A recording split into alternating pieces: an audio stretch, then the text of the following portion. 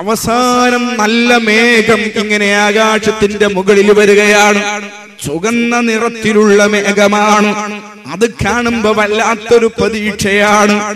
ഈ തീ കനലായി കത്തിയാളുന്ന എന്റെ ശരീരത്തിലേക്ക് ഇത്തിരി വെള്ളം വീണെങ്കിലെന്ന പ്രതീക്ഷയോടെ അതാ ആവേശത്തോടെ കൈനീട്ടി കാത്തിരിക്കുമ്പോ വീഴുന്നത് തേളുകളാണ്. ഒരു കഴുതയുടെ വലിപ്പമുള്ള തേള്, ഉമ്മമാരെ ഒരു പശുവിന്റെ വലിപ്പമുള്ള തേള്. ചെറിയ തേളിന്റെ കുട്ടികൾ നമ്മൾ കിടക്കുന്ന പായയിലോ പറമ്പിലോ കാണുമ്പോ പേടിച്ച് പിൻവലിയുന്നവരില്ലേ? കഥയല്ലടോ, നിനക്ക് ഓർമ്മപ്പെടുത്താൻ തന്നതാണ് ആ ചെറിയ കുട്ടിയെ. അത് വലുതായിട്ടൊരു കഴുതയുടെ ഒരു പശുവിന്റെ വലിപ്പത്തിലായാൽ അതിന്റെ തേറ്റയുടെ കടുപ്പം എത്ര വലുതായിരിക്കും? അത് നിന്നെ പിടിക്കണ്ട. അതിന്റെ മുന്നിൽ ഇങ്ങനെ ഒറ്റപ്പെട്ട് നിൽക്കുകയാണ്. ഓടാനിടമില്ല, രക്ഷപ്പെടാൻ വഴിയില്ല. നാലു ഭാഗത്തും തേളുകൾ പൊതിഞ്ഞിരിക്കുന്നു. ഒരൊറ്റ തേള് ഒരു തവണ കുത്തിയാൽ 40,000 വർഷം അതിന്റെ വേദന മറക്കില്ല. കേട്ടിങ്ങനെ ഇരിക്കുകയാണ് നമ്മൾ. ലാഘവത്തിൽ പറയുകയാണ്, ഞാൻ സഹിക്കാൻ കഴിയുമോ? സഹിക്കാൻ കഴിയുമോ? താങ്ങാനാവുമോ? ചെറുപ്പക്കാരെ, ഒരു കൊത്തിരി 40,000 വർഷത്തിന്റെ വേദനയുള്ള തേള് ഒരു തവണയല്ല, 100 തവണയല്ല, 1000 തവണയല്ല, 10,000-കണക്കിന് വർഷം നമ്മ കൊത്തിക്കൊണ്ടിരിക്കുന്നു. ശരീരം മുഴുവനും തീയാളിപ്പടരുന്നു. താകാരാവുന്നില്ല. കരഞ്ഞു കരഞ്ഞു കരഞ്ഞു മാലിക് അലൈഹിസ്സലാമിയോട് കെഞ്ചി ചോദിക്കുന്നു, മാലിക് എന്ന് രക്ഷിക്കില്ലേ? ഒരു തുള്ളി വെള്ളം തന്നുകൂടെ? ഒരു തുള്ളി വെള്ളം തന്നുകൂടെ? ഒരു തുള്ളി വെള്ളം തന്നുകൂടെ? അതാ 10,000-കണക്കിന് വർഷം കഴിയുമ്പോ രണ്ടാമതും മേഘക്കൂമ്പാരം വരികയാണ്. ദുനിയാവിൽ വെച്ച് പരിചയപ്പെട്ട അതേ രൂപത്തിലുള്ള മേഘമാണ് വരുന്നത്.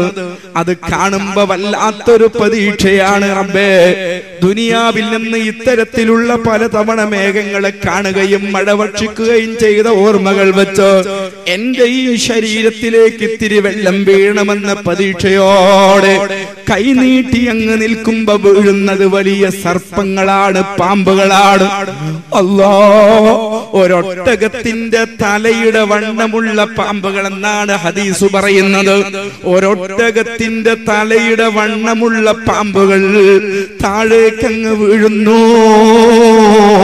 നിന്നെ അങ്ങ് കൊത്തിയാൽ ശരീരത്തിലെ മാംസപേശി മുഴുവനും താഴെ കുതിർന്ന് വീഴുകയാണ്.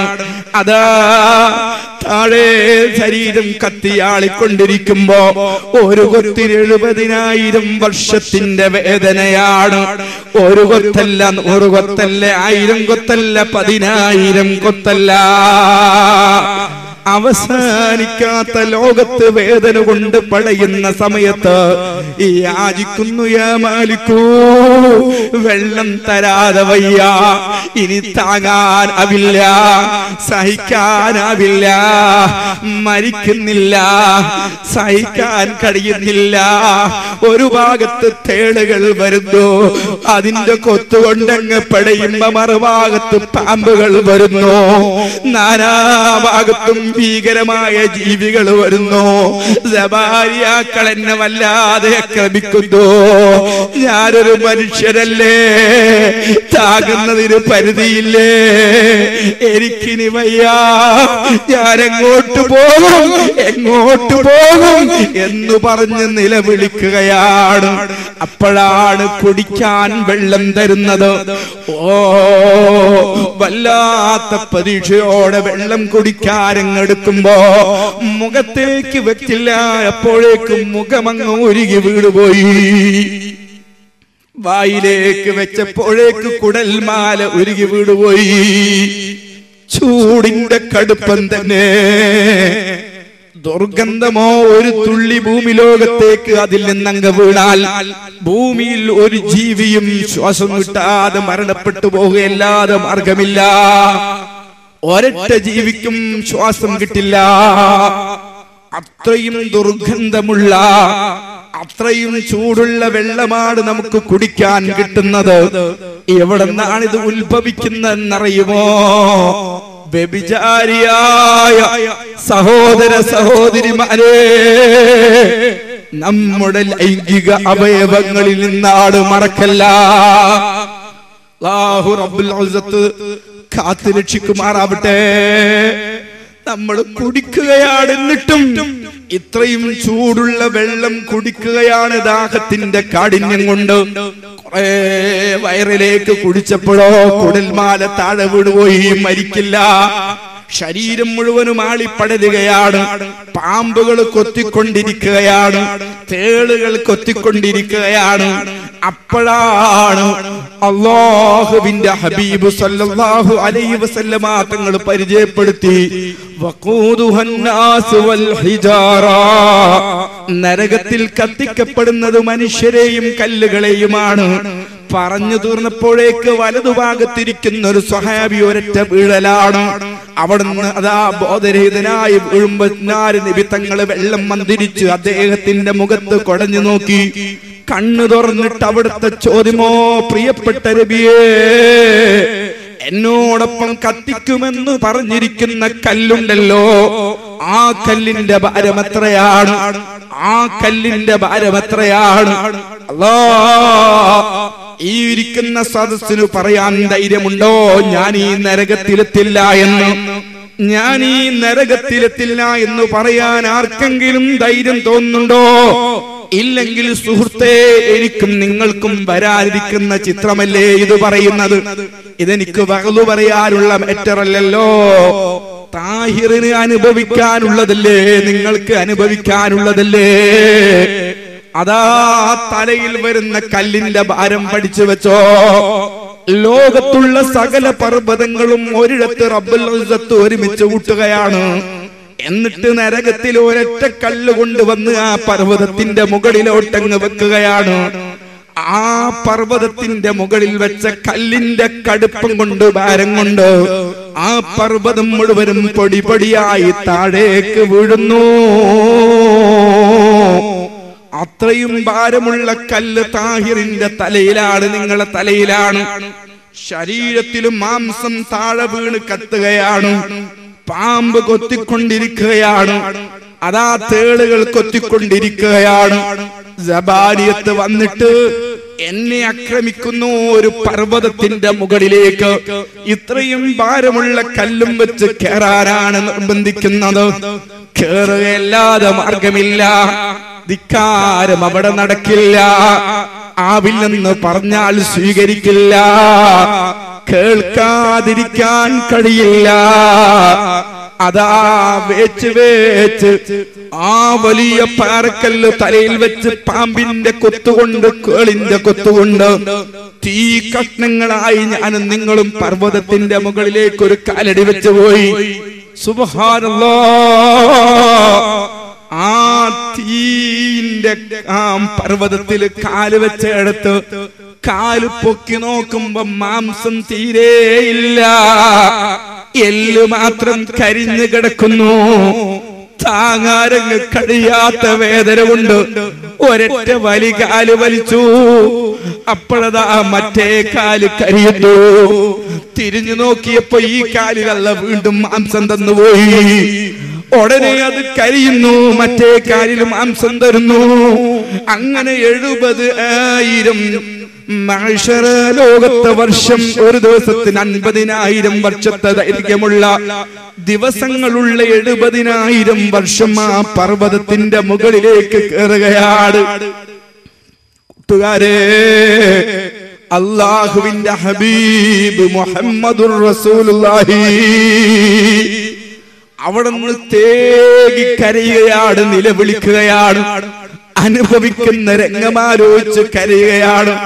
എന്നിട്ട് അവിടെ അതാ സങ്കടത്തോടെ പറയുന്നത്, ഇതൊക്കെ കഴിഞ്ഞപ്പോഴോ നമുക്ക് കരച്ചിലിന് പരിധിയില്ല, താങ്ങാൻ കഴിയാത്ത ദുഃഖം കൊണ്ട് വാവിട്ട് നിലവിളിക്കുകയാണ്. അപ്പോഴുണ്ട് സ്വർഗത്തിൽ കുറെ ആളുകൾ സന്തോഷിക്കുന്നു. ആ കൂട്ടത്തിൽ സ്വന്തം വീട്ടിലെ മെമ്പർമാരുണ്ട്, അയൽ വീട്ടിലെ മെമ്പർമാരുണ്ട്, സംഘടനാ രംഗത്ത് കൂടെ പ്രവർത്തിച്ചവരുണ്ട്, പള്ളിയിൽ ഒരുമിച്ച് നിസ്കരിക്കാൻ വന്നവരുണ്ട്, നല്ല ദീനീ പ്രബോധന രംഗത്ത് സജീവമായവരുണ്ട്.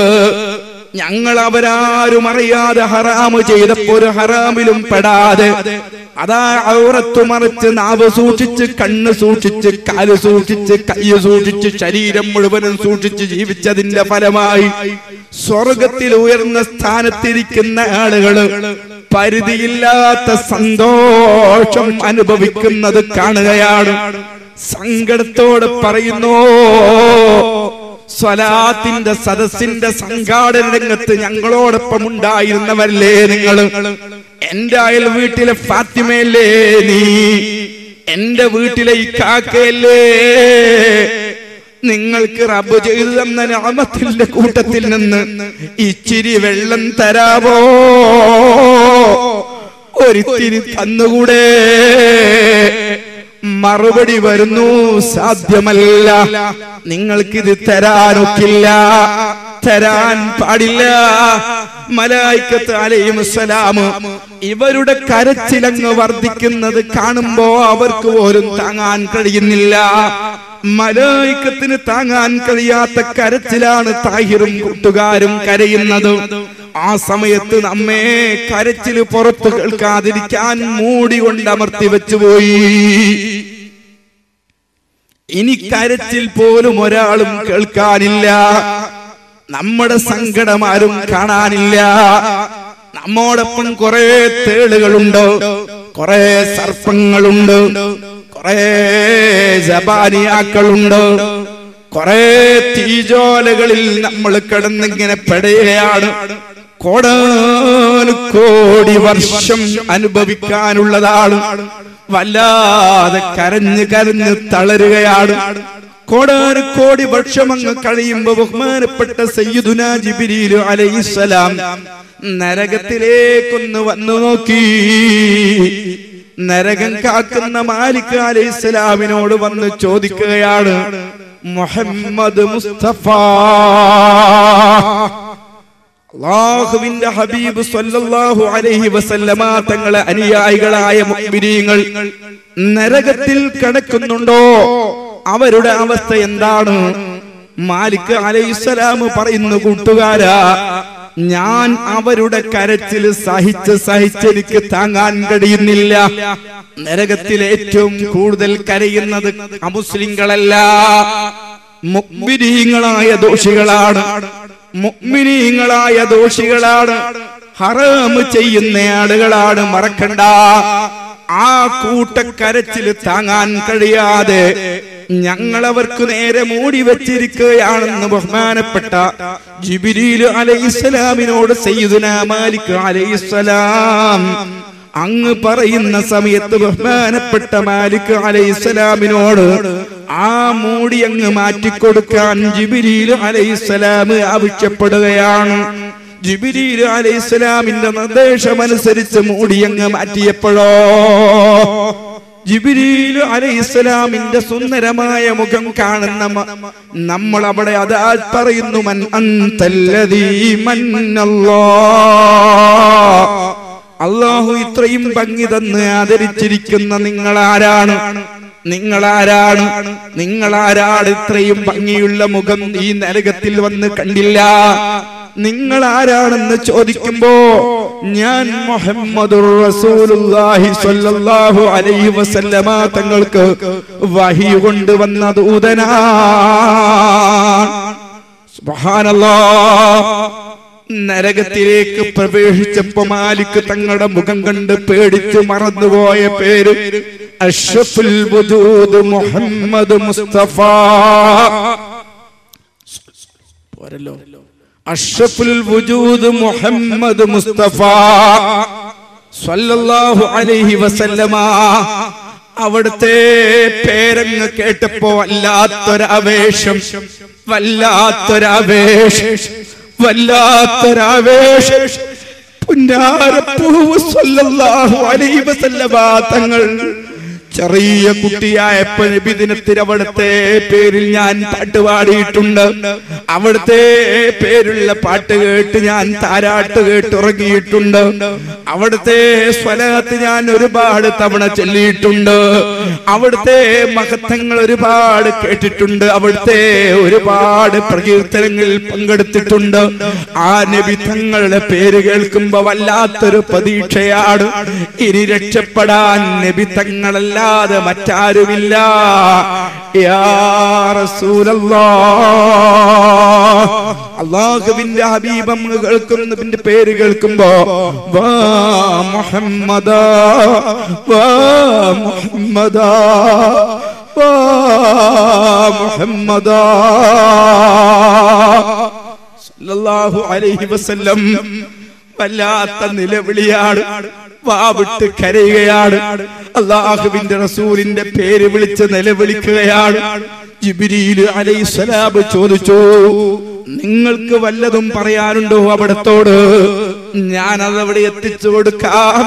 ഞങ്ങൾ ഈ അനുഭവിക്കുന്ന അവസ്ഥയൊന്നും പരിചയപ്പെടുത്തി കൊടുക്കണമെന്ന് അല്ലാഹുവിന്റെ ഹബീബ് സ്വല്ലല്ലാഹു അലൈഹി വസല്ലമ തങ്ങൾക്ക് പരിചയപ്പെടുത്തണമെന്ന് ജിബ്രീൽ അലൈഹിസ്സലാമിനോട് ദോഷികളായ മുഅ്മിനീങ്ങളായ നമ്മളങ്ങ് പറയുകയാണ്.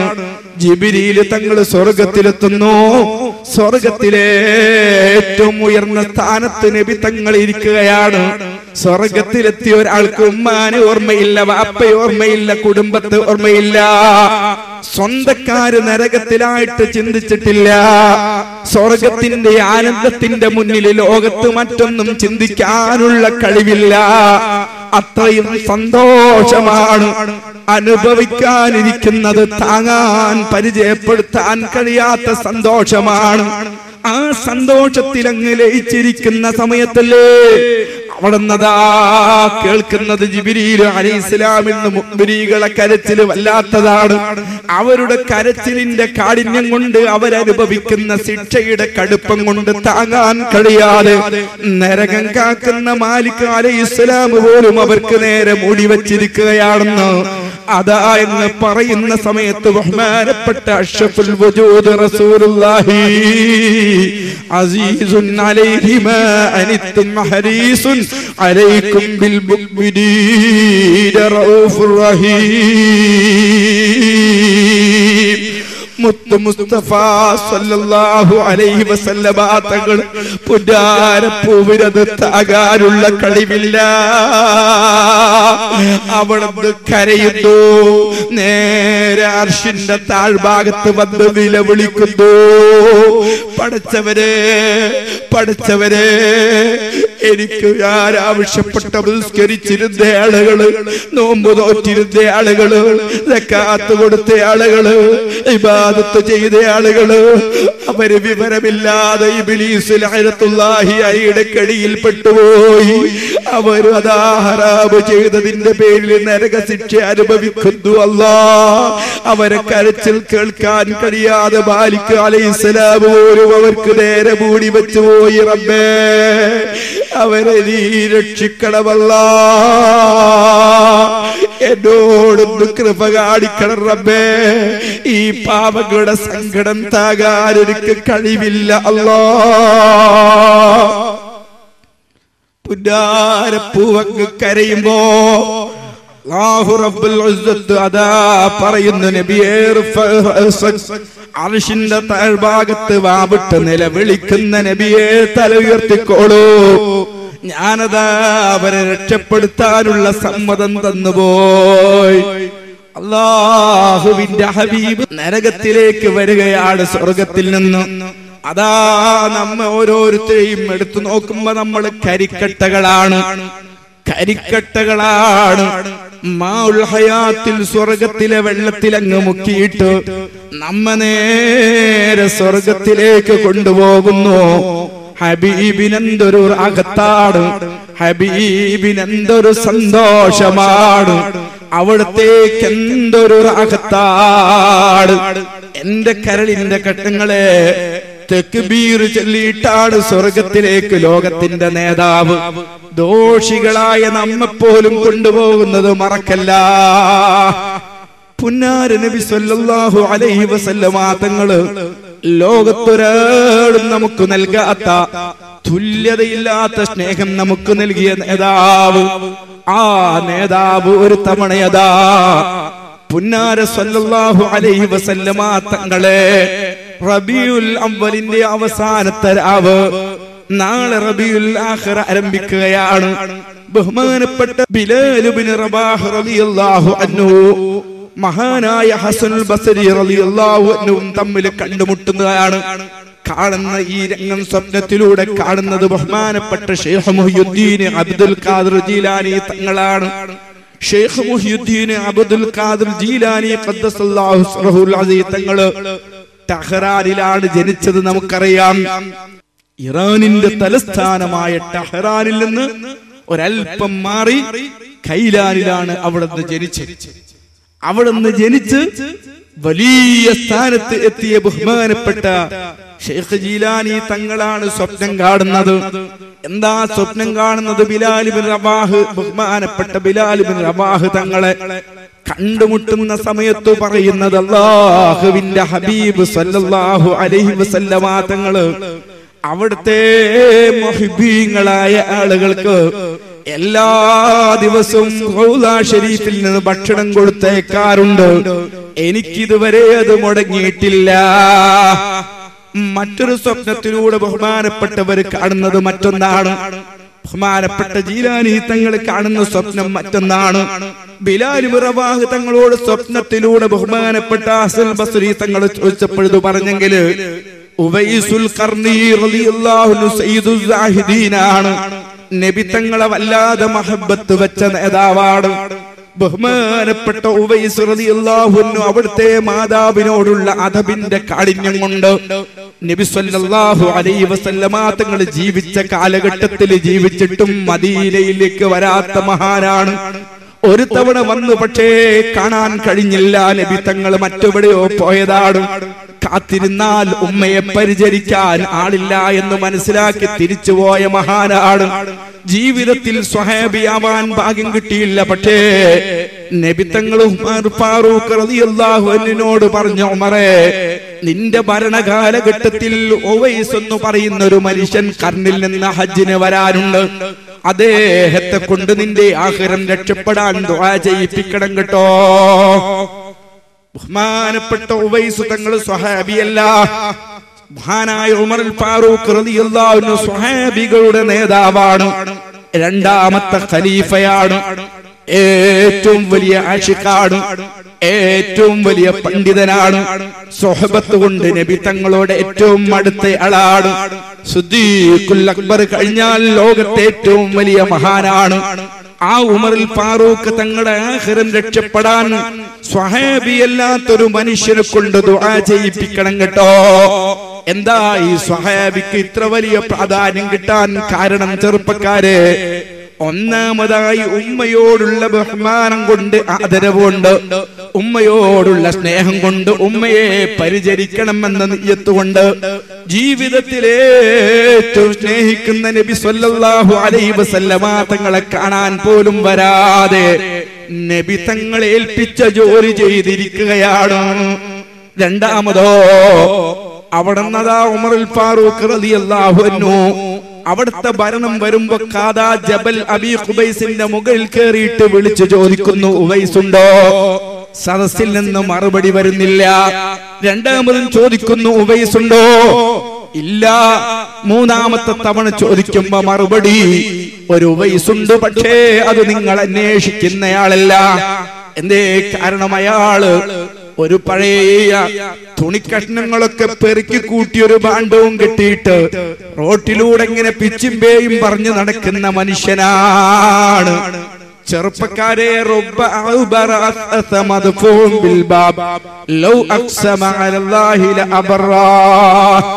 ശരീരം മുഴുവനും പടിപുരണ്ട് ചളി പിടിച്ച് കുളിക്കാതെ അലക്കാതെ നിൽക്കുന്ന കുറെ ആളുകളുണ്ട്. അവര് പക്ഷേ അള്ളാഹുവിനെ വിളിച്ചൊരു കാര്യമെന്ന് പറഞ്ഞാൽ അങ്ങനെ തന്നെ നടന്നു പോകും. കാരണം റബ്ബിനെ മഹബത്ത് വെച്ച് നബി സല്ലല്ലാഹു അലൈഹി വസല്ലമ തങ്ങളെ മഹബത്ത് വെച്ചപ്പോ ബുദ്ധിയുടെ ബാലൻസ് അങ്ങ് നഷ്ടപ്പെട്ടു പോയതാണ്. മഹബത്ത് വെക്കുന്ന സമയത്ത് ബുദ്ധിയുടെ ബാലൻസ് നഷ്ടപ്പെട്ടതാണ്. പെൺകുട്ടികളെ മഹബത്ത് വെച്ചിട്ട് ബുദ്ധിയുടെ ബാലൻസ് നഷ്ടപ്പെടുന്ന ആളുകൾ നമ്മുടെ നാട്ടിൽ നമ്മൾ കാണാറുണ്ട്. ആ ബുദ്ധിയുടെ ബാലൻസ് നഷ്ടപ്പെട്ട് ആത്മഹത്യ ചെയ്യുന്നവരുണ്ട്. എന്നാൽ അത് റബ്ബിനെ മഹബത്ത് വെച്ചാകുമ്പോഴോ, പുന്നാരപ്പൂവായ മുത്ത് മുസ്തഫ സല്ലല്ലാഹു അലൈഹി വസല്ലമ തങ്ങളെ മഹബത്ത് വെച്ചിട്ട് ആകുമ്പോഴോ അത് വലിയ സ്ഥാനമാണ്. ബഹുമാനപ്പെട്ട ഉവൈസ് റളിയല്ലാഹു അൻഹു നല്ല ചെറുപ്പക്കാരനാണ്. പക്ഷേ നബി സല്ലല്ലാഹു അലൈഹി വസല്ലമ തങ്ങളുള്ള മഹബത്ത് കൊണ്ട് മറ്റു കാര്യങ്ങളൊന്നും ശ്രദ്ധിക്കുന്നില്ല. അത് ബുദ്ധി കൂടുന്നതിന്റെ സ്വഭാവമാണ്. ബഹുമാനപ്പെട്ട ഉവൈസ് റളിയല്ലാഹു അൻഹു നടന്നതാ നീങ്ങുമ്പോ ഉമറുൽ ഫാറൂഖ് തങ്ങൾ ഓടിച്ചെന്ന് അസ്സലാമു അലൈക്കും. ഉടനെ വഅലൈക്കുമുസ്സലാം. ലോകത്തിന്റെ നേതാവ് അഷ്റഫുൽ വജൂദ് സല്ലല്ലാഹു അലൈഹി വസല്ലമ തങ്ങള് നിങ്ങളെ കയ്യിൽ എനിക്കൊരു സലാം കൊടുത്തയച്ചിട്ടുണ്ടല്ലോ, അതെവിടെയാണ്? സുബ്ഹാനല്ലാഹ്. ഉവൈസ് തങ്ങൾ ചോദിക്കുമ്പോ ഉമറുൽ ഫാറൂഖ് തങ്ങൾ ചോദിച്ചു, നിങ്ങൾക്ക് എവിടുന്നാ വിവരം കിട്ടിയത്? അല്ലാഹു അറിയിച്ചു തന്നിരിക്കുന്നു. കൈയൊന്ന് പൊക്കി കാണിക്കുമോ? എനിക്ക് നബി തങ്ങൾ നിങ്ങളെ കുറിച്ച് ഒരു അടയാളം പറഞ്ഞിട്ടുണ്ട്. കക്ഷത്തിന്റെ താഴ്ഭാഗത്തൊരു ദിർഹമിന്റെ വലിപ്പത്തിൽ ഒരു വെള്ളപ്പാണ്ടിന്റെ അടയാളം അതുണ്ടെന്ന് ബോധ്യപ്പെട്ടതിന്റെ ശേഷം നിങ്ങൾ എനിക്ക് ദുആ ചെയ്യണമെന്ന് പറയുമ്പോ ഉവൈസ് റളിയല്ലാഹു അൻഹു ചോദിച്ചൊരു ചോദ്യമുണ്ട് പ്രവർത്തകന്മാരെ. ഉമറേ, നിങ്ങൾ അല്ലാഹുവിന്റെ ഹബീബിനെ മഹബത്ത് വെച്ചോ? ഉമറുൽ ഫാറൂഖ് റളിയല്ലാഹു അൻഹു പറഞ്ഞു, ഞാൻ എന്റെ ജീവനേക്കാളേറെ, ലോകത്തെ സകല വസ്തുവിനേക്കാളേറെ നബി തങ്ങളെ മഹബത്ത് വെച്ചിട്ടുണ്ട്. മഹാരായ ഉവൈസ് തങ്ങൾ പറഞ്ഞു, ഉമർ, ഞാൻ കേട്ടത് സത്യം തന്നെയല്ലേ? ഞാൻ കണ്ണിലാണ് നിങ്ങളെ കൂടെ ഇവിടെ താമസിച്ചിട്ടില്ല. ഉഹദിൽ വെച്ച് പുന്നാര നബി സല്ലല്ലാഹു അലൈഹി വസല്ലമ തങ്ങളുടെ ഒരു ശറഫാക്കപ്പെട്ട പല്ല് വെട്ടുകൊണ്ട് തെറിച്ചുപോയി, നബി തങ്ങൾക്ക് നഷ്ടപ്പെട്ടു പോയി എന്ന് ഞാൻ കേട്ടത് സത്യമാണോ? അതേ, സത്യമാണ്. എന്നിട്ടോ ആ സമയത്ത് എന്നോട് എന്റെ മനസ്സ് പറഞ്ഞു, നീ വാദിക്കുന്നു ലോകത്ത് ഹബീബ് സല്ലല്ലാഹു അലൈഹി വസല്ലമ തങ്ങളെ എല്ലാറ്റിനേക്കാളും നീ മഹബത്ത് വെക്കുന്നു എന്ന്. എന്നിട്ട് നബി തങ്ങൾക്കില്ലാത്ത പല്ലും വെച്ച് ഭൂമി ലോകത്ത് ജീവിക്കുകയോ? നിനക്ക് ഹബീബിനോട് മഹബത്തുണ്ടെങ്കിൽ ഹബീബില്ലാത്ത വസ്തു എങ്ങനെയാണ് നീ നിന്റെ ശരീരത്തിൽ വെക്കുന്നത്? ഏതാ പല്ലെനിക്കറിയില്ല. ഞാനതാ കല്ലുകൊണ്ട് വന്ന് എന്റെ വാക്കകത്തുള്ള പല്ല് മുഴുവനും അങ്ങ് പൊട്ടിച്ചു കളയുന്നു. ഇഷ്കിന്റെ ലദ്ദത്ത് കൊണ്ട് ബുദ്ധിയുടെ ബാലൻസ് നഷ്ടപ്പെട്ടതാണ്. ഇത് വലിയ സ്ഥാനമാണ്. ഇത്തരം ഔലിയാക്കൾ ദുആ ചെയ്താൽ ഇജാബത്തുള്ളതാണ്. പക്ഷേ അവരെ മുറബ്ബിയായ ശൈഖായി അംഗീകരിക്കാൻ പാടില്ലാത്തതാണ്. മുറബ്ബിയായ ശൈഖായി അംഗീകരിക്കണമെങ്കിൽ ശരീഅത്തിന്റെ അഹ്കാം പൂർണ്ണമായും പാലിക്കുന്നവരായിരിക്കണം. അത് ലാഹിറിൽ തന്നെ പാലിക്കുന്നവരായിരിക്കണം. അത് നിർബന്ധമാണ്. അതേ സമയത്ത് അല്ലാത്ത ചില ഔലിയാക്കൾ ഇസ്തിറാഖിന്റെ അവസ്ഥയിൽ, അവരത് ജദ്ബിന്റെ അവസ്ഥയിൽ ചില അസാരങ്ങളൊക്കെ ഉണ്ടാകുന്നത് കാണാം. ബഹുമാനപ്പെട്ട ഉവൈസ് റളിയല്ലാഹു അൻഹു സുബ്ഹാനല്ലാഹ് ഉമറുൽ ഫാറൂഖിനോട് ചോദിക്കുന്നു, ഉമറേ, നീ വാദിക്കുന്നു അല്ലാഹുവിന്റെ ഹബീബിനെ നിന്നെക്കാളും നീ മഹബത്ത് വെച്ചുവെന്ന്.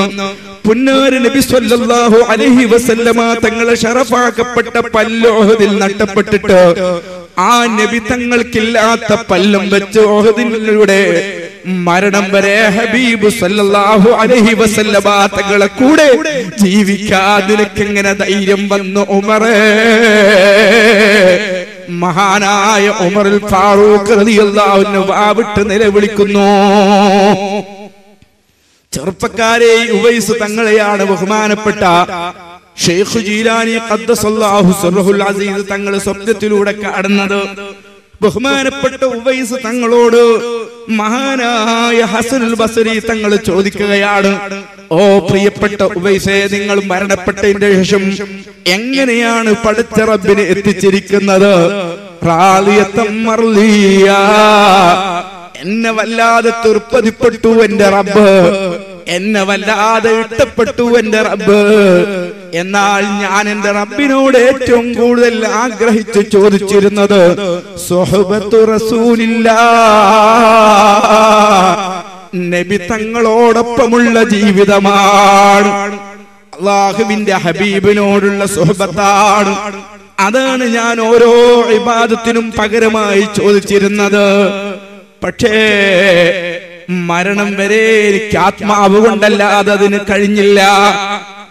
മരണപ്പെട്ട് കഴിഞ്ഞപ്പോഴോ മദീനത്തുൽ മുനവ്വറയിൽ നിന്ന് അവിടുത്തെ ആശിഖീങ്ങൾക്ക് എല്ലാ ദിവസവും സ്വർഗീയ ഭക്ഷണം പുന്നാര നബി സല്ലല്ലാഹു അലൈഹി വസല്ലമ തങ്ങൾ എത്തിച്ചു തരാറുണ്ട്, കൊടുത്തയക്കാറുണ്ട്. എനിക്കൊരു ദിവസം പോലും അത് മുടങ്ങിയിട്ടില്ല. എന്നാൽ റബീഉൽ അവ്വൽ 1 മുതൽ 30 വരെ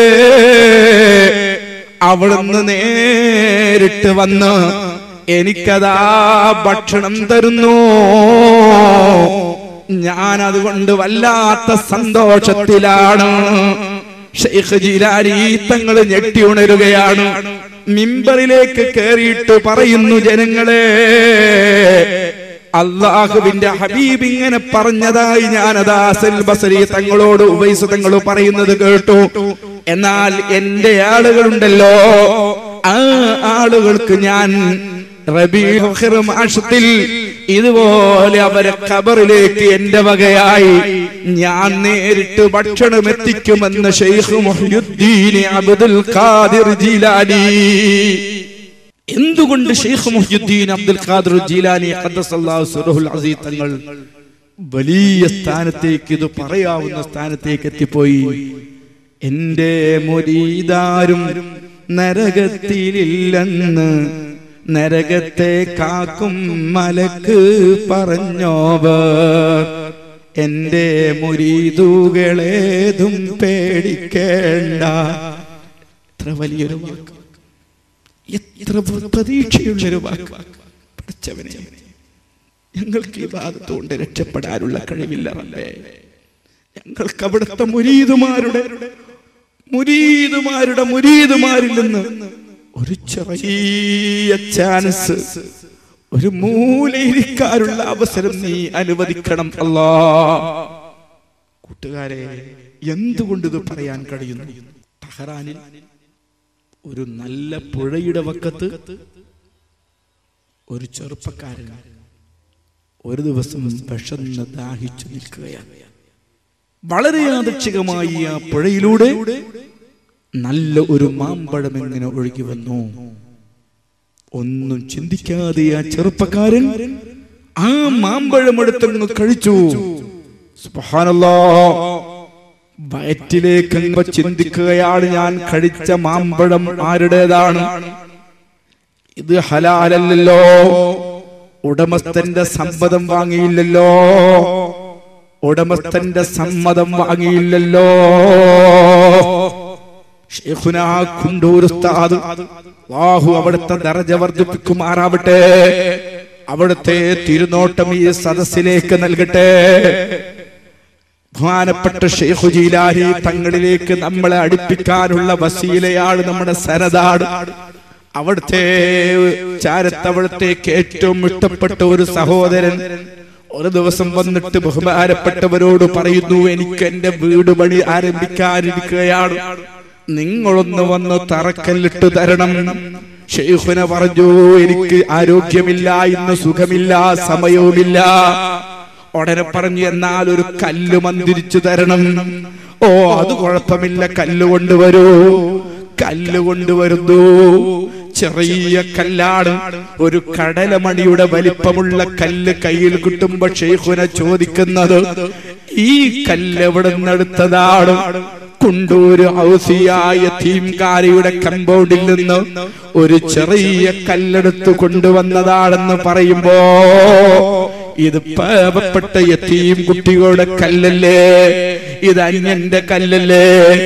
ആ കല്ലുകൊണ്ട് എങ്ങനെയാണ് നിങ്ങൾക്ക് വീടിന് തറക്കല്ലിടൽ ഹലാലാവുക? എന്നാൽ റോട്ടിൽ പോയി എടുക്കാൻ ക്ഷമിക്കും പറയുന്നത്, റോട്ടിലെ കല്ലും അന്യന്റേതല്ലേ? നിങ്ങളെ സ്ഥലത്തുനിന്ന് നിങ്ങൾക്ക് അവകാശപ്പെട്ടവരുടെ സ്ഥലത്തു നിന്നോ അല്ലെങ്കിൽ ചോദിച്ച് സമ്മതം വാങ്ങിയ സ്ഥലത്തു നിന്നോ അല്ലാതെ കല്ലെടുക്കല്ലെന്ന് പറഞ്ഞു ശൈഖുന അവിടുത്തെ സ്വന്തം സ്ഥലത്തിൽ നിന്നൊരു കല്ലെടുത്ത് മന്ദിരിച്ചു കൊടുക്കുന്നു. ഇതാ ഖാദിരിയ ത്വരീഖത്ത് എന്ന് പറയുന്നത്. അറ്റത്തെ സൂക്ഷ്മത വേണം കേട്ടോ ചെറുപ്പക്കാരെ. നമുക്ക് യാതൊരു ഭയവുമില്ല. ബഹുമാനപ്പെട്ട ശൈഖ് ജീലാനി ഖദ്ദസല്ലാഹു സിർറുൽ അസീസ് തങ്ങൾ അങ്ങനെയല്ല, അങ്ങേറ്റം സൂക്ഷ്മതയുള്ളവരാണ്. ആ ചെറുപ്പക്കാരൻ മാമ്പഴം കഴിച്ചപ്പോ ബേജാറായി പോയി. പഠിച്ചവരെ, ഹറാമായ ഭക്ഷണം വയറ്റിലേക്ക് തന്നല്ലോ. ഹറാമായ ഭക്ഷണം കഴിച്ചുണ്ടാകുന്ന ശരീരം ഔലാ ബിന്നാർ, നരകം കൊണ്ട് ഏറ്റവും ബന്ധപ്പെട്ടതാണ്. നരകം കൊണ്ട് ഏറ്റവും ബന്ധപ്പെട്ടതാണ്. പലിശ വാങ്ങല്ല, പലിശ കൊടുക്കല്ല. പലിശക്ക് പണം വാങ്ങി വീട് വെച്ചിട്ട് നിസ്കരിച്ചാൽ റബ്ബ് സ്വീകരിക്കൂല. ചെറുപ്പക്കാരെ, ഇത് ചെറിയ സംഭവമല്ല.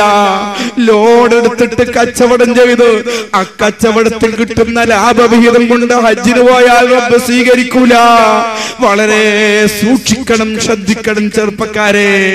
പലിശ വാങ്ങുന്നവരെയും പലിശ കൊടുക്കുന്നവരെയും പലിശയ്ക്ക് വേണ്ടി എഴുതുന്നവരെയും സാക്ഷി നിൽക്കുന്നവരെയും അല്ലാഹു റബ്ബുൽ ഇസ്സത്ത് ശപിച്ചു പോയി. ഇത് ചെറിയ സംഭവമല്ല. ആ ചെറുപ്പക്കാരൻ നോക്കൂ, നിങ്ങൾ ഹറാമായ ഭക്ഷണം കഴിക്കാൻ പ്രയാസപ്പെട്ട് പേടിച്ചുപോയി. ഇനി ഹലാലാക്കാൻ ഒറ്റ മാർഗമേ ഉള്ളൂ. ഈ മാമയുടെ ഉടമസ്ഥനെ കണ്ടെത്തണം. അതിന് ഈ പുഴയുടെ കരയിലൂടെ എത്ര കിലോമീറ്റർ നടക്കണമോ അറിഞ്ഞുകൂടാ. എത്ര നടന്നാലും വേണ്ടില്ല റബ്ബേ, ഈ ഹറാമൊന്ന് ഹലാലായി കിട്ടാതെ മരിച്ചുപോയാൽ അല്ലാഹുവിന്റെ നരകത്തിന്റെ കഠോരമായ ശിക്ഷ താങ്ങാൻ എനിക്ക് കഴിയില്ലല്ലോ. അവിടുന്ന് നേരെ പുറപ്പെടുകയാണ്. പുഴയിലൂടെ കുറെ ദൂരം നടന്നപ്പോ അതേ രൂപത്തിലുള്ള മാമ്പഴം പഴുത്തു നിൽക്കുന്ന ഒരു നല്ല മാവ് ഇങ്ങനെ തൂങ്ങി നിൽക്കുന്നു പുഴയിലേക്ക്. ആ മാവിന്റെ ഉടമസ്ഥനെ കണ്ടെത്തിയിട്ടൊരു കെഞ്ചിയുള്ള അപേക്ഷയാണ്. ഞാൻ വല്ലാത്തൊരു സങ്കടം പറയാൻ വന്നതാണ്. എന്റെ കയ്യിൽ നിന്ന് വലിയൊരു അബദ്ധം സംഭവിച്ചു പോയി. മറ്റൊന്നുമല്ല, ഞാൻ നിങ്ങളെ മാമ്പഴത്തിൽ നിന്നൊന്ന് പുഴയിലൂടെ വന്നപ്പോ ദാഹിച്ചലഞ്ഞു നിൽക്കുന്ന വിഷന്ന സമയമായതുകൊണ്ട് ചിന്തിക്കാതെ കഴിച്ചുപോയി. നിങ്ങളെനിക്ക് പൊരുത്തപ്പെട്ട് തന്നാലല്ലാതെ എനിക്കിനി രക്ഷയില്ല. എന്നോടൊന്ന് കൃപ കാണിക്കണേ, എന്നോടൊന്ന് കരുണ കാണിക്കണേ. യാചിച്ച് കരയുമ്പോ അദ്ദേഹത്തിന്റെ മറുപടി, കഴിച്ചപ്പോതൊന്നും ഓർമ്മ ഉണ്ടായില്ലല്ലോ, കഴിച്ചപ്പോതൊന്നും ഓർമ്മ വന്നില്ലല്ലോ. ഇനി അത് പൊരുത്തപ്പെട്ട് തരണമെങ്കിൽ ഒറ്റ മാർഗമേ ഉള്ളൂ.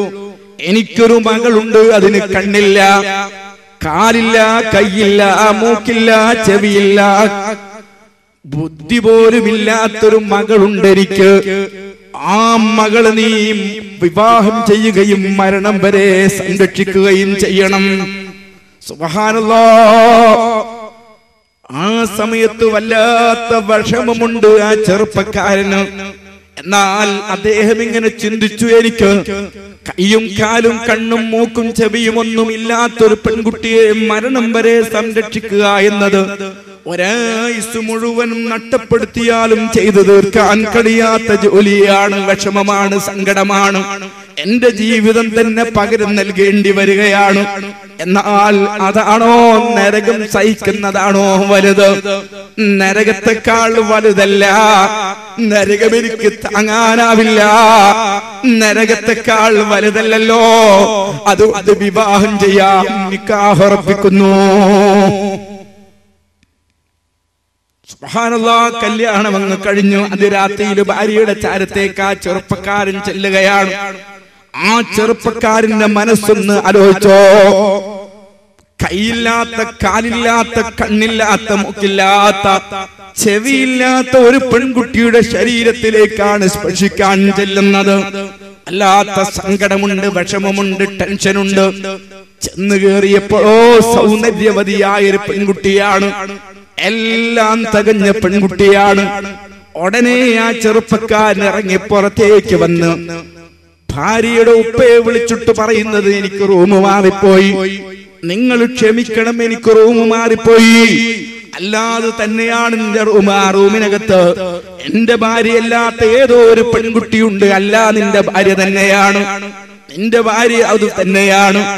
അല്ല, എന്റെ ഭാര്യക്ക് കണ്ണില്ല, മോനെ, എന്റെ ഭാര്യക്ക് കണ്ണില്ലെന്ന് ഞാൻ പറഞ്ഞത് ഹറാമ് കണ്ട കണ്ണിന്റെ മകൾക്കില്ല, ഹറാമ് കേട്ട കാതിന്റെ മകൾക്കില്ല, ഹറാമ് പറഞ്ഞ നാവ് എന്റെ മകൾക്കില്ല, ഹറാമ് ചിന്തിച്ച കൽബ് എന്റെ മകൾക്കില്ല, ഹറാമ് പിടിച്ച കൈ എന്റെ മകൾക്കില്ല, ഹറാമിലേക്ക് നടന്ന കാലിന്റെ മകൾക്കില്ല. എന്റെ ചെറുപ്പക്കാരെ, അങ്ങനെ ഒരു മനുഷ്യന് കിട്ടാൻ കഴിയുമോ? ജീവിതത്തിൽ ഇതുവരെ ഹറാമ് കേട്ടില്ല, ഹറാമ് കണ്ടില്ല, ഹറാമ് ചിന്തിച്ചില്ല, ഹറാമിലേക്ക് നടന്നില്ല, പിടിച്ചില്ല. സുബ്ഹാനല്ലാഹ്. ഈ ഭാര്യയും ഭർത്താവും ഒരുമിച്ച് ജീവിക്കാൻ തുടങ്ങുമ്പോ അതിലൊരു കുഞ്ഞ് ജനിച്ചാൽ ആ കുഞ്ഞ് എത്ര പരിശുദ്ധനായിരിക്കും. ആ കുഞ്ഞിന്റെ പേരാണ് അബ്ദുൽ ഖാദർ. മറക്കണ്ട, ആ കുഞ്ഞിന്റെ പേരാണ് അബ്ദുൽ ഖാദർ. അബ്ദുൽ ഖാദർ ഖദ്ദസല്ലാഹു സിർറഹുൽ അസീസ് തങ്ങള് എന്തുകൊണ്ട് നന്നായി എന്ന ചോദ്യത്തിന് ആദ്യത്തെ മറുപടി ഇതാണ്. വാള് കേൾക്കുന്ന ഉമ്മമാര്, വാള് കേൾക്കുന്ന ചെറുപ്പക്കാര് ചിന്തിക്കാൻ ഞാൻ പറയട്ടെ, മക്കള് ചീത്തയാകുന്നു ഉത്തരവാദി കുട്ടികള് മാത്രമല്ല നമ്മളാണ്. അങ്ങേയറ്റം സൂക്ഷ്മത വേണം. ഗർഭകാലഘട്ടത്തിലെങ്കിലും ഹറാമ് പറയല്ല, ഹറാമ് ചിന്തിക്കല്ല, ഹറാമ് കേൾക്കല്ല, ഹറാമുമായി ബന്ധപ്പെടുന്ന ഒന്നിലേക്കും ഇടപെടല്ല, ഹറാമ് കഴിക്കല്ല. സിനിമ കണ്ട് സമയം കൊല്ലുന്നവരുണ്ട്. ഗർഭിണികൾ ക്ഷീണമായതുകൊണ്ട് റെസ്റ്റ് പറഞ്ഞിരിക്കുന്നു ഡോക്ടർ, അതുകൊണ്ട് നല്ല സിനിമ കാണുന്ന തിരക്കിലാണ്. ഹറാമ് കാണുന്ന പെൺകുട്ടി, ഹറാമ് ചെയ്യുന്ന പെൺകുട്ടി, ഹറാമ് പ്രവർത്തിക്കുന്ന പെൺകുട്ടി, അവർക്ക് ജനിക്കുന്ന കുഞ്ഞ് നന്നാവില്ല. ബഹുമാനപ്പെട്ട ബിശ്റുൽ ഹാഫിർ റളിയല്ലാഹു അൻഹു ഒരു ദിവസം വന്ന് ഉമ്മയോടൊരു ചോദ്യം ചോദിക്കുന്നുണ്ട്. ഉമ്മ, എനിക്ക് പഠിച്ചത് പിടിച്ചു നിർത്താൻ കഴിയുന്നില്ല, മറക്കുകയാണ്, ഞാൻ എന്ത് വേണം? ഉമ്മ, നിങ്ങള് ഗർഭകാലഘട്ടത്തിൽ വല്ലപ്പോഴും ഹറാമായ വല്ല ഭക്ഷണവും എന്നെ ഗർഭം ധരിച്ചപ്പോ കഴിച്ചിരുന്നോ? ഉമ്മയുടെ മറുപടി, മോനെ, നിന്റെ വാപ്പ എന്നെ വിവാഹം കഴിച്ചു, 40 ദിവസം എന്റെ ശരീരത്തിൽ തൊട്ടില്ല. എന്റെ വീട്ടിൽ നിന്ന് ഹറാമിനോട് കലർന്ന വല്ല ഭക്ഷണവും എന്റെ ശരീരത്തിലേക്ക് വരാൻ സാധ്യതയുണ്ടെങ്കിൽ അതെന്റെ ശരീരത്തിൽ നിന്ന് പോയി എന്ന് ഉറപ്പ് വരുന്നത് വരെ ഇതാ എന്റെ ശരീരത്തിൽ നിന്റെ വാപ്പ തൊട്ടില്ല. അവസാനം നിന്നെ ഞാൻ ഗർഭം ധരിച്ച് ഇനി പ്രസവിക്കുന്നത് വരെ എന്റെ വീട്ടിൽ നിന്ന് എന്റെ വാപ്പ എന്നെ പുറത്തു വിട്ടില്ല. അത്രയും ശ്രദ്ധിച്ചു. പക്ഷേ ഒരു ദിവസം ഒരു വിവാഹ സൽക്കാരത്തിന് ചെന്നതാണ്. നിന്റെ മുടി ഇങ്ങനെ പാറിപ്പറന്നു നിൽക്കുന്നു. ഞാൻ അതാ നിന്നെ അവിടെ വെച്ച് മൂത്രമൊഴിക്കാൻ പോയി തിരിച്ചു വന്നതാണ്. അപ്പോഴതാ നിന്റെ മുടിയിൽ നല്ല എണ്ണ തേച്ച് ഭംഗിയായി ചീകി വെച്ചിരിക്കുന്നു. ഞാൻ ചിന്തിച്ചു, ഈ വീട്ടുകാർക്ക് ഇന്ന് അതിന് സമയം കിട്ടില്ല, ഉറപ്പാണ്. അതുകൊണ്ട് ഇത് മറ്റാരോ ആണ്. അതുകൊണ്ട് തീർച്ചയായും ഈ ചെറുപ്പക്കാരി കുട്ടിയുടെ തലയിൽ വെച്ചിരിക്കുന്നത് ഹലാലല്ലാത്ത, ഈ വീട്ടിലെ സമ്മതം ചോദിക്കാത്ത വീട്ടിലെ എണ്ണയാണ്. ഉടനെ ഞാൻ കൊണ്ടുപോയി അതാ കഴുകി വൃത്തിയാക്കി. ആ കഴുകി വൃത്തിയാക്കി കൊണ്ടുവരുന്നതിനിടയ്ക്ക് ഒരു സെക്കൻഡ് സമയം മാത്രം നിന്റെ തലയിൽ ഹറാമായ എണ്ണ നിന്ന് പോയതാണ് മോനെ. നിന്റെ തലയിൽ എണ്ണ നിന്ന് പോയതാണ്. നീ മറക്കാനുള്ള കാരണമെന്ന് അവിടുത്തെ ഉമ്മ പറഞ്ഞെങ്കിൽ, മക്കൾക്ക് വിദ്യാഭ്യാസം വേണം, ഫസ്റ്റ് റാങ്ക് വേണം, ബുദ്ധി വേണം, അനുസരണം വേണം, മക്കൾ നന്നാവണം. പക്ഷേ നമ്മൾ നന്നാവണം, നമ്മൾ സൂക്ഷിക്കണം. അല്ലാഹു തൗഫീഖ് നൽകട്ടെ. മുഹയ്യിദ്ദീൻ ശൈഖ് റളിയല്ലാഹു അൻഹു ജീവിക്കുകയാണ്. 18 വയസ്സ് വരെ പശുക്കളെ മേക്കുകയാണ്. 18 വയസ്സ് വരെ പശുക്കളെ മേക്കുകയാണ്. ഈ ഇരിക്കുന്ന സദസ്സിലെ ചിലർക്കൊരു ധാരണയുണ്ട്, ഞാൻ പണ്ഡിതനായില്ല, അതുകൊണ്ട് എനിക്ക് നന്നാവാൻ കഴിയില്ല. അങ്ങനെ ഒരു നിബന്ധനയില്ല. പണ്ഡിതനാവണമെന്നില്ല ഒരാള് നന്നാവാൻ. മത്സ്യക്കച്ചവടക്കാര് കുത്തുബിന്റെ സ്ഥാനത്തെത്തിയവരുണ്ട്. പക്ഷേ അവർക്ക് തർബിയത്തിന്റെ സ്ഥാനം കിട്ടുമോ, അത് മറ്റൊരു ചർച്ചയാണ്. ഞാനിവിടെ ഓർമ്മപ്പെടുത്തുന്നത്, ചെറുപ്പക്കാരെ, നന്നാവാൻ പണ്ഡിതനാവേണ്ട കാര്യമില്ല. ഞാൻ ഒരുപാട് ഹറാമ് ചെയ്തിട്ടുണ്ട്, അതുകൊണ്ട് ഇനി ഞാൻ ക്ഷമിച്ചിട്ട് കാര്യമില്ലെന്ന് ചിന്തിക്കാനില്ല. ഇനിയും സമയമുണ്ട്, ഇനിയും സമയമുണ്ട്. ഈ സദസ്സിൽ നിന്ന് മുഹ്യിദ്ദീൻ ശൈഖ് റളിയല്ലാഹു അൻഹുമായി എനിക്കൊരു അടുപ്പം കിട്ടിയെങ്കിലോ എന്ന് പ്രതീക്ഷിച്ച് ഞാൻ ഇന്നു മുതൽ നന്നാവുന്നു എന്ന് തീരുമാനിച്ചാൽ റബ്ബ് രക്ഷപ്പെടുത്തും. ചെറുപ്പക്കാരെ, ബഹുമാനപ്പെട്ട മുഹ്യിദ്ദീൻ ശൈഖ് തങ്ങൾ 18 വയസ്സ് വരെ നല്ല പശുക്കളെ മേയ്ക്കുന്നവനാണ്. ഒരു തവണ ഒരു പശു തിരിഞ്ഞൊരു ചോദ്യമാണ്, അലിഹാദാ ഖുലിഖ്ത യാ അബ്ദുൽ ഖാദിർ, അബ്ദുൽ ഖാദിറേ, അല്ലാഹു നിന്നെ സൃഷ്ടിച്ചിരിക്കുന്നത് പശുവിനെ മേച്ചു നടക്കാനാണോ? ഒരു നിമിഷം ബഹുമാനപ്പെട്ടവർ ഞെട്ടി. രണ്ടാമത്തെ ദിവസം ചോദിച്ചു, അതെനിക്ക് തോന്നിയതായിരിക്കുമെന്ന് കരുതി. മൂന്നാമത്തെ ദിവസം ചോദിക്കുമ്പോ ചിന്തിച്ചു, ശരിയാണ്, കാട്ടിൽ ഒരുപാട് പശുക്കളില്ലേ, ആനകളില്ലേ, പുലികളില്ലേ, അവരെ സംരക്ഷിക്കാൻ മനുഷ്യനില്ലല്ലോ. നമ്മുടെ നാട്ടിൽ കുറെ മരങ്ങൾ നമ്മൾ വെച്ച് പിടിപ്പിക്കുന്നു. മരം വെച്ച് പിടിപ്പിക്കാൻ, മരം വളരാൻ നമ്മുടെ ആവശ്യമുണ്ടോ? വയനാടൻ മലയിലേക്ക് പോയി നോക്കൂ, എത്ര മരങ്ങളാണ്. ആരും നട്ടുപിടിപ്പിച്ചതല്ല, ആരും വളമ കൊടുത്തിട്ടില്ല, ആരും വെള്ളം കൊടുത്തിട്ടില്ല. നമ്മളെ നാട്ടിലുണ്ടാകുന്ന മരത്തിനേക്കാൾ എത്രയോ പ്രൗഢമായ വലിയ വലിയ മരങ്ങളുണ്ട്. കൃഷി ചെയ്യാൻ മനുഷ്യനെ ആവശ്യമില്ല, മൃഗങ്ങളെ സംരക്ഷിക്കാൻ മനുഷ്യനെ ആവശ്യമില്ല. പിന്നെ എന്തിനാണ് മനുഷ്യനെ സൃഷ്ടിച്ചിരിക്കുന്നത്? മനുഷ്യന് മാത്രമുള്ള ഒരു പ്രത്യേകതയുണ്ട്, അത് ബുദ്ധിയാണ്. ആ ബുദ്ധി പഠിക്കാനുള്ളതാണ്, ചിന്തിക്കാനുള്ളതാണ്, അറിയാനുള്ളതാണ്.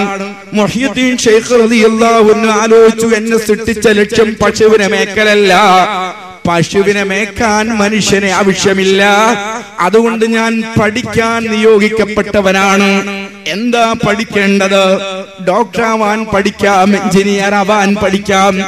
എന്നാൽ ഡോക്ടർ സൃഷ്ടിച്ച പടച്ച റബ്ബിനെ കുറിച്ച് പഠിച്ചാലോ? ഡോക്ടർ ആവാൻ പഠിക്കുന്നതിനേക്കാൾ ബുദ്ധി ഡോക്ടർ സൃഷ്ടിച്ച റബ്ബിനെ അറിയുന്നതാണ്. ഭൂമിശാസ്ത്രം പഠിക്കുന്നതിനേക്കാൾ ബുദ്ധി ഭൂമിയെ സൃഷ്ടിച്ച അല്ലാഹുവിനെ പഠിക്കുമ്പോഴാണ്.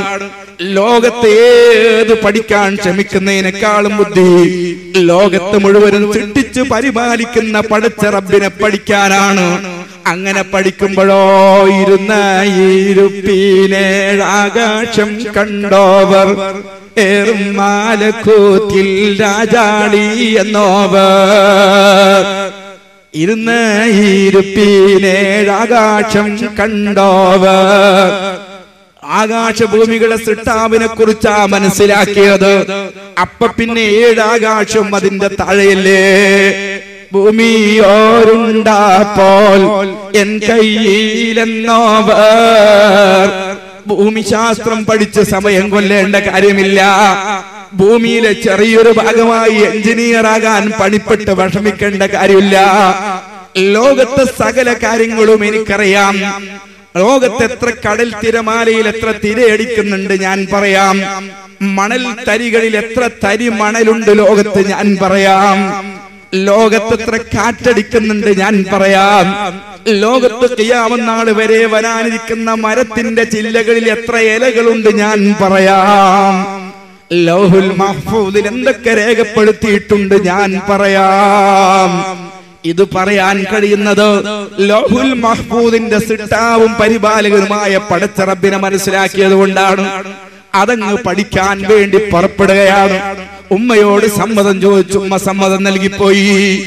ഉമ്മ സമ്മതം നൽകിയിട്ട് നന്നാവാൻ പറഞ്ഞേക്കുകയാണ്. നന്നാവാൻ പോകുന്ന കുട്ടിയോട് ഉമ്മ പറഞ്ഞു, മോനെ, നിന്റെ വാപ്പയുടെ അനന്തരാവകാശമായി കിട്ടിയ കുറച്ച് സ്വർണമുണ്ട്, ദൂരേക്ക് യാത്ര ചെയ്യുകയാണ്, മോനൊന്നും തരാൻ ഇനി ഉമ്മയില്ലല്ലോ, കണ്ടുമുട്ടുമെന്ന് പ്രതീക്ഷയുമില്ലല്ലോ. ഇന്നത്തെ പോലെ ഫോണില്ല, മൊബൈൽ ഫോണില്ല. എത്തിയ പാടെ വിളിക്കണമെന്ന് പറയാൻ മാർഗമില്ല. തിരിച്ചു വരുമ്പോഴല്ലാതെ ഇനി കാഴ്ചയില്ല. കൊല്ലങ്ങളോളം വിട പറയുന്ന യാത്രയാണ്. അതുകൊണ്ട് മോനെ, നിനക്ക് ജീവിക്കാൻ ബാപ്പയുടെ അനന്തരാവകാശമായ സമ്പത്ത് കൊണ്ടുപോയിക്കോ. ബഹുമാനപ്പെട്ട ജീലാനി തങ്ങൾ കണ്ടോ, ആലിമായിട്ടില്ല, ആലിമാവാൻ പോകുന്നതാണ്.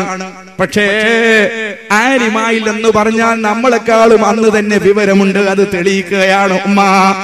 എനിക്കും എന്റെ അനുജനും അവകാശപ്പെട്ട സ്വത്തിൽ നിന്ന് ആ സ്വത്ത് മുഴുവനും എനിക്ക് എങ്ങനെയാണ് നിങ്ങൾ തരുന്നത്? അതെനിക്ക് ഹലാലല്ലല്ലോ. പകുതി മതി, പകുതി അനുജന് മാറ്റിവെച്ചോളൂ.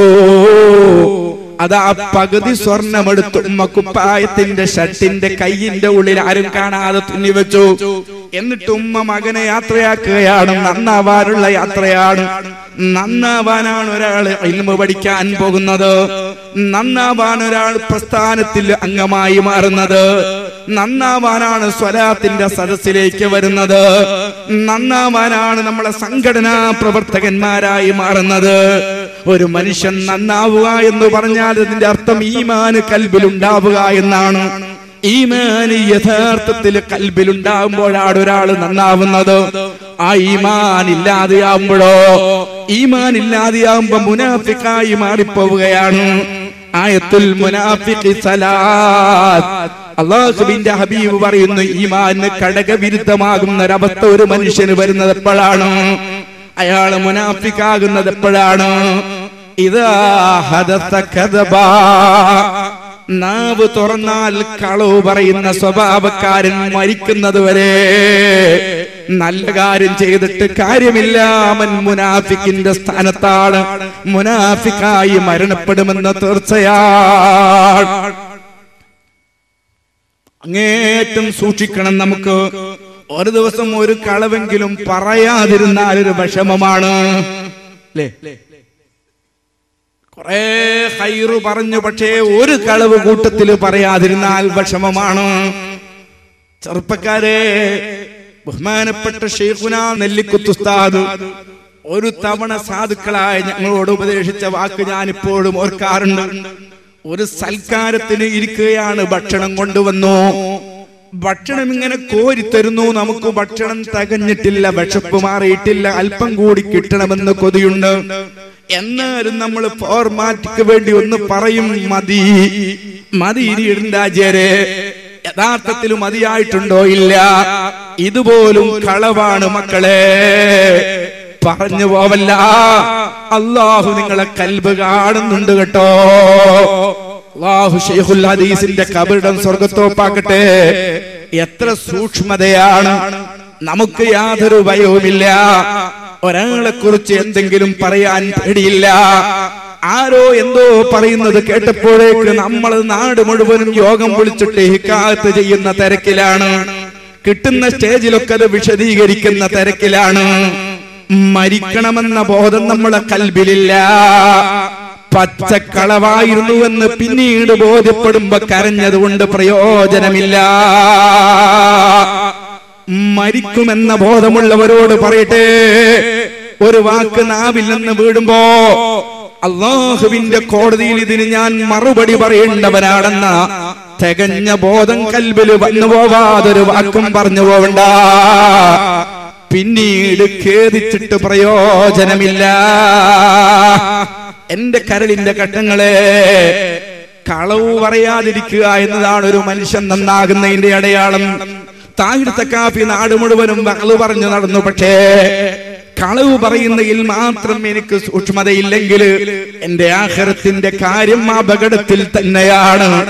എത്ര വലിയ നേതാവായതുകൊണ്ടോ, സംഘാടകനായതുകൊണ്ടോ, ലോകം മുഴുവനും നന്നാക്കാൻ നടന്നതുകൊണ്ടോ രക്ഷപ്പെടുമെന്ന് ധരിച്ചു പോവണ്ട. ഞാൻ പറയുന്നത് എന്നോടാണ്, എന്റെ കൂട്ടുകാരോടാണ്. അല്ലാഹു നമ്മളെ നന്നാക്കി തരട്ടെ. എന്റെ കരളിന്റെ ഘട്ടങ്ങളെ,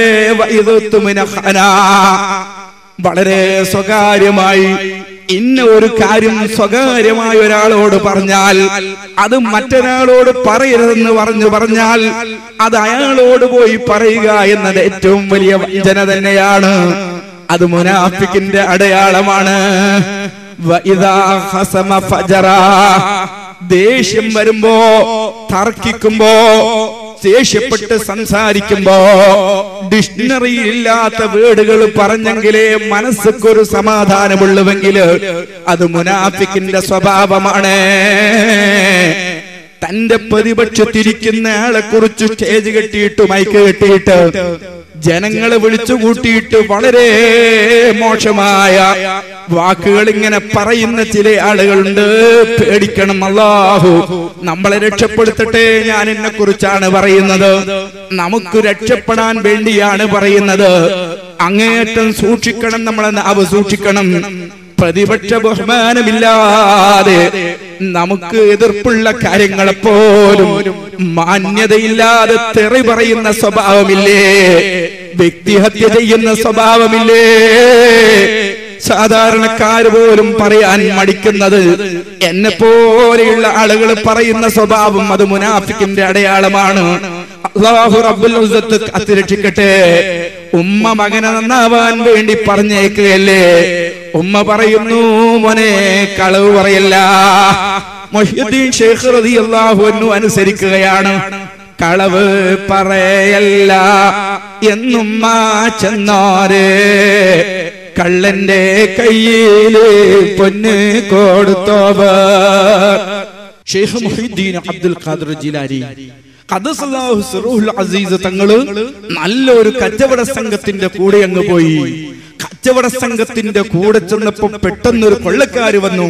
കൊള്ളക്കാര് വന്നിട്ട് എല്ലാവരെയും ചോദ്യം ചെയ്തു. ഇക്കുട്ടിയെ മാത്രം ചോദ്യം ചെയ്തില്ല. കാരണം ആ വസ്ത്രം കണ്ടാൽ തന്നെ അറിയാം അതിന്റെ അടുത്തൊന്നുമില്ല, വളരെ പാവപ്പെട്ടവനാണ്.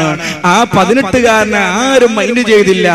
ആരോ ഒരാള് വെറുതെ ചോദിച്ചു, അല്ല അബ്ദുൽ ഖാദറെ, നിന്റെ കയ്യിൽ വല്ലതുണ്ടോ മോനെ? സ്വർണ്ണുണ്ട്. എവിടെയുണ്ട്? എന്റെ ഷർട്ടിന്റെ കയ്യിനുള്ളിലുണ്ട്. ഉടനെ ആ ചെറുപ്പക്കാരനെ പിടിച്ചു കൊള്ളത്തലവിന്റെ മുന്നിൽ കൊണ്ടുപോയി. കൊള്ളത്തലവൻ ചോദിച്ചു, നിന്റെ കയ്യിൽ വല്ലതുണ്ടോ? സ്വർണ്ണുണ്ട്. എവിടെയുണ്ട്? കയ്യിന്റെ ഉള്ളിലുണ്ട്. എടാ വിഡ്ഢി, എന്തിനാ ഇത് ഇങ്ങനെ പച്ചയിൽ വിളിച്ചു പറഞ്ഞത്? പച്ചയിൽ വിളിച്ചു പറഞ്ഞാൽ ഞങ്ങൾ അത് എടുക്കില്ലേ? നീ അത് പറയാതിരുന്നാൽ ഞങ്ങൾ ആരും അത് ശ്രദ്ധിക്കില്ലല്ലോ. അബ്ദുൽ ഖാദറിന്റെ മറുപടി, ഞാൻ ഇവിടെ സത്യം പറഞ്ഞാ നിങ്ങൾ കൊണ്ടുപോകുന്നത് സ്വർണമാണ്. ആ സ്വർണം മാത്രമല്ല, ഇതിനേക്കാൾ എത്രയോ വലിയ സ്വർണങ്ങൾ തരാൻ കഴിവുള്ള പടച്ച റബ്ബ് എനിക്കില്ലേ? ആ പടച്ച റബ്ബ് കളവ് പറയതെന്ന് പറഞ്ഞിട്ടുണ്ടെന്ന് എന്റെ ഉമ്മ എന്നെ ഉപദേശിച്ചിട്ടുണ്ട്. ഞാൻ എന്റെ ഉമ്മക്കെതിരായി, റബ്ബിനെതിരായി കളവ് പറഞ്ഞാൽ എനിക്ക് നഷ്ടപ്പെടുന്നത് ഈമാൻ. ഈ സ്വർണത്തെക്കാൾ എത്രയോ വലുത് കോടാനുകോടി സ്വർണം നൽകിയാലും കിട്ടാത്ത ഈമാൻ എനിക്ക് നഷ്ടപ്പെട്ടു പോകുമല്ലോ. അതുകൊണ്ട് ഞാൻ കളവ് പറയില്ലെന്ന് പറയുമ്പോ കൊള്ളക്കാരെ കൽബ് നന്നാവുന്നു. കാരണം ഈമാനുള്ള മനുഷ്യന്റെ ഒരു നോട്ടം മതി, ഈമാനുള്ള ഒരു മനുഷ്യന്റെ ഒരു പുഞ്ചിരി മതി മനുഷ്യന്റെ കൽബ് നന്നാകാൻ. ബഹുമാനപ്പെട്ട ശൈഖ് ജീലാനി തങ്ങൾ നോക്ക്, ഒരു വഴലങ്ങ് പറയുമ്പോ ചില ആളുകൾ വാവിട്ട് കരയുന്നു, ബോധരഹിതരായി വീഴുന്നു. ചില ആളുകൾ സുബ്ഹാനല്ലാഹ് മരണപ്പെട്ടു പോലും ചെയ്യുന്നു. കാരണം ഈമാനുള്ള കൽബ് കൊണ്ടുവരുന്ന പറച്ചിലാണ്. ശൈഖ് ജീലാനി തങ്ങള് ഒരു വാക്കങ്ങ് പറഞ്ഞുള്ളൂ, അപ്പോഴേക്ക് അതാ 300ഓളം കൊള്ളക്കാരെ കൽബ് നന്നായി പോയി. ശൈഖ് ജീലാനി തങ്ങളെ മുരീദുമാരുടെ മഹബ്ബത്ത് ലഭിക്കുന്നവരിലെങ്കിലും ഞങ്ങളെ പെടുത്തണം റബ്ബേ. മഹബ്ബത്തും ഇഷ്കും ലദ്ദത്തും ഒക്കെ പരിഹസിച്ചു തള്ളിയിട്ട് അതൊന്നും വേണ്ട എന്ന് പറഞ്ഞിട്ട് നടക്കുന്ന ഒരു ഈ ഭാഗത്തിൽ ഞങ്ങളെ പെടുത്തല്ല റബ്ബേ. ഞങ്ങളെ പ്രവർത്തനങ്ങളും ഞങ്ങളെ സംഘടനകളും സ്ഥാപനങ്ങളും മുഴുവനും മഹബ്ബത്തും ലദ്ദത്തും ഇഷ്കുമൊക്കെ ഉണ്ടാക്കുന്ന സദസ്സുകളെയും അത്തരം സാദാത്തുക്കളെയും ആലിമീങ്ങളെയും ഉയർത്തി കാണിക്കുന്നവരാക്കി മാറ്റിത്തരണം റബ്ബേ. റഹ്മാനായ റബ്ബേ, ഞങ്ങളെ സകല പ്രവർത്തനങ്ങളും ഞങ്ങളെ കൽബ് നന്നാക്കുന്ന പ്രവർത്തനമാക്കി തരണം റഹ്മാനെ. ഞങ്ങളെ കൽബിൽ വലിയൊരു മുറാദുണ്ട്. ഇത് ആഷിഖീകളെ സദസ്സാണ്, സ്വലാത്തിന്റെ സദസ്സാണ്, സാദാത്തുക്കളെ സദസ്സാണ്. എല്ലാ ദിവസവും സ്വലാത്ത് ചെല്ലുന്ന ആളുകൾക്ക് ആമീൻ പറയാൻ ദുആ ചെയ്തു കൊടുക്കുന്ന സയ്യിദന്മാരെ സദസ്സാണ്. പടച്ചോനെ, ഞങ്ങളെ കൽബ് നന്നാക്കണം റബ്ബേ, ഞങ്ങളെ നന്നാക്കണം റബ്ബേ. ഇനി ഹറാമിലേക്ക് മടങ്ങാത്തൊരവസ്ഥ നൽകണം അല്ലാ, ഇസ്തിഖാമത്ത് നൽകണം റബ്ബേ. ഞങ്ങൾ ഇതുവരെ ചെയ്ത ദോഷങ്ങൾ പൊറുക്കണേ റബ്ബേ. ഞങ്ങളെ മാതാപിതാക്കൾ, കുടുംബങ്ങൾ, പ്രിയപ്പെട്ടവർ എല്ലാവർക്കും പൊറുക്കണേ റബ്ബേ. ഞങ്ങളെ സകല പ്രയാസങ്ങളും ദൂരീകരിക്കണേ റബ്ബേ. ഞങ്ങളെ രക്ഷിക്കണേ അല്ലാ, വഷളാക്കല്ല റബ്ബേ, ഫറജ് നൽകണേ റബ്ബേ. വസല്ലി അലാ ജമീഇൽ അംബിയാഇ വൽ മുർസലീൻ വൽഹംദുലില്ലാഹി റബ്ബിൽ ആലമീൻ.